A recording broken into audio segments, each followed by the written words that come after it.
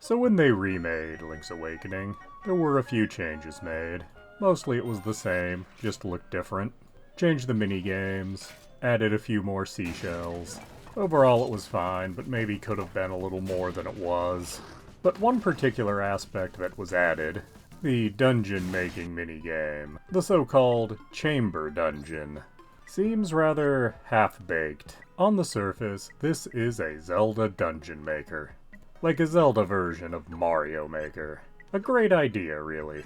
But its limitations become very clear very quickly. You don't have full creative control here. You can't make new rooms or anything. You can only use rooms from other dungeons that already exist in-game.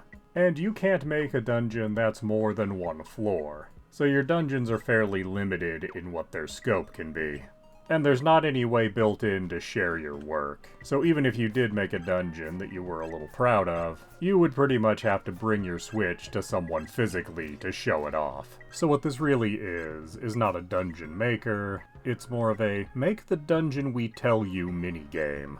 Which is admittedly far more time consuming than any minigame has any right to be. Because you're told to make a dungeon with specific criteria, you then make it, and after you then go through the dungeon yourself, you get to keep any money that you got while going through your own dungeon you just made, and you sometimes unlock more rooms to use when making future dungeons, which is a very underwhelming reward to say the least. If you go through and make all of the dungeons, which is quite time-consuming, you can also get a seashell, a fairy bottle, and a piece of heart.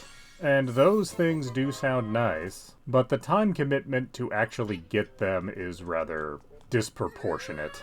Not even the seashell is really worth it, as you could easily upgrade your sword without ever doing this minigame, which is definitely the path I'd recommend taking.